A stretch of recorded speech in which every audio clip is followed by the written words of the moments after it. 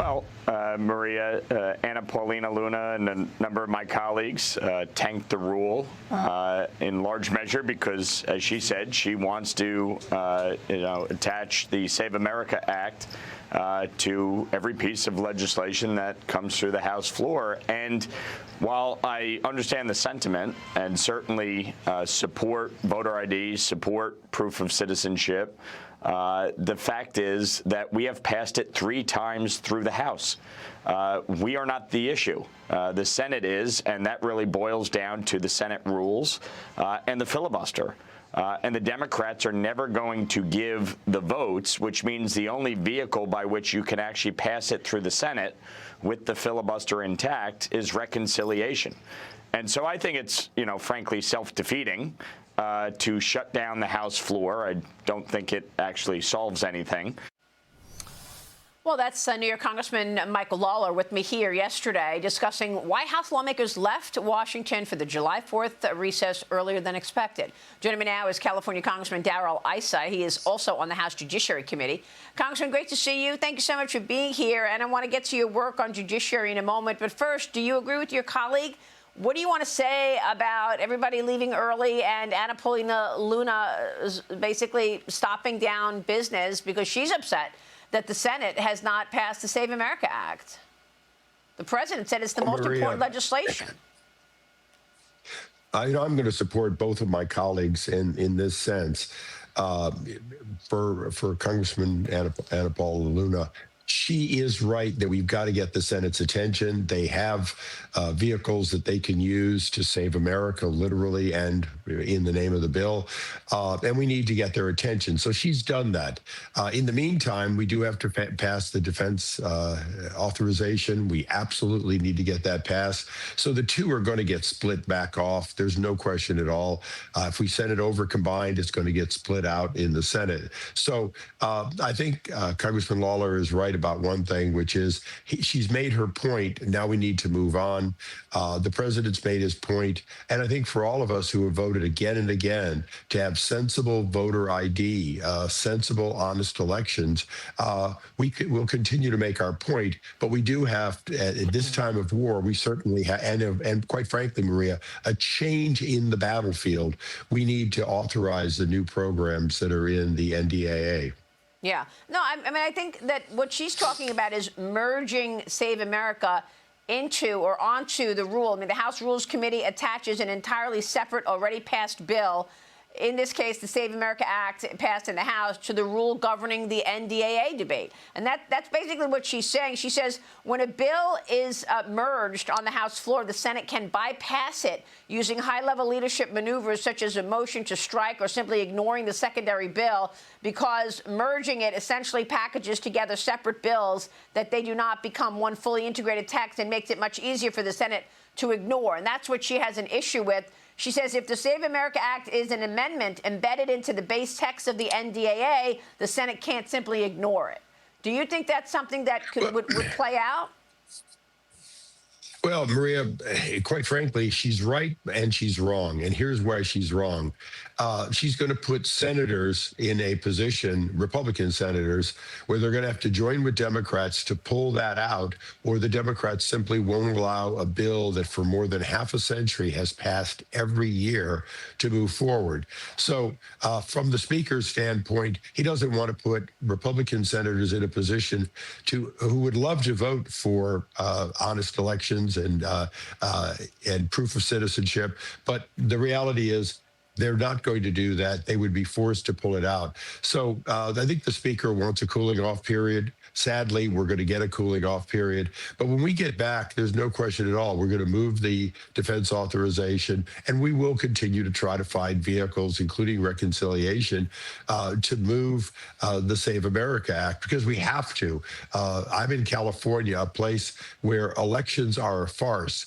You could wait a month to find out whether you've won or lost. And winning on Election Day seldom means that you're really going to count on winning 30 days later. Wow, that is crazy. So that Supreme Court ruling on mail-in ballots for 5 days, what was your reaction?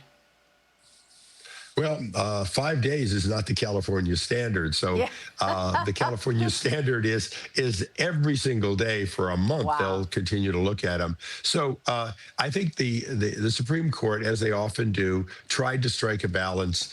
I think they're missing the point, which is that it is very clear in California that you can, to be honest, a postmark is something that can be fudged.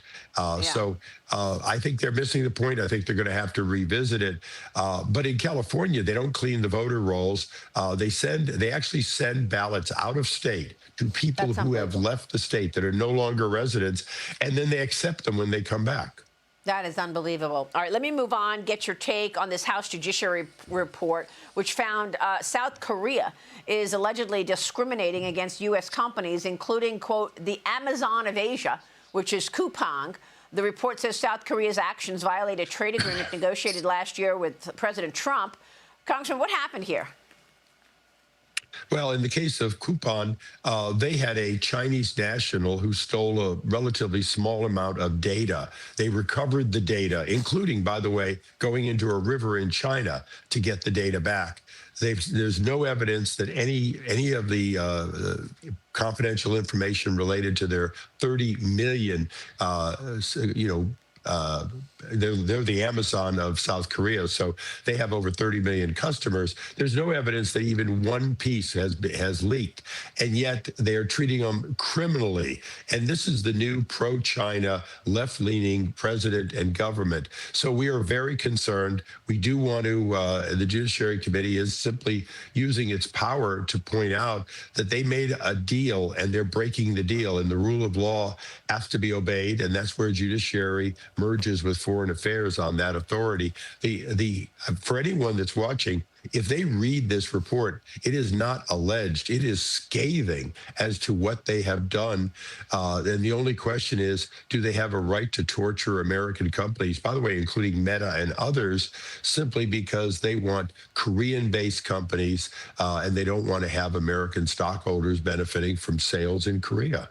Wow. So is that going to impact, you think, the president's tariff plans? Because, Jameson Greer is still doing all these investigations in terms of bad practices and whether or not more tariffs are coming. Do you think that impacts President Trump's plans for tariffs on South Korea? Well, it absolutely has to be considered. Maria, there's no question at all. We need South Korea. They can be a trusted ally, but they need us. They do have the North Koreans with nuclear weapons at their border. Maybe the current president's not so worried, but the people of South Korea are very worried. And so our military and our defense of them that has protected them will not waver. But we can't tolerate this kind of behavior.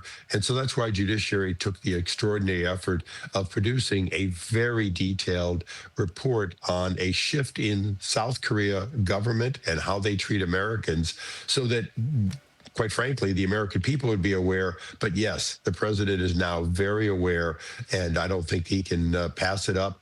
It's too much the kind of thing that President Trump has fought for, which is America getting fair treatment when they sell, just as companies like Samsung and Kia get fair treatment when they sell in America.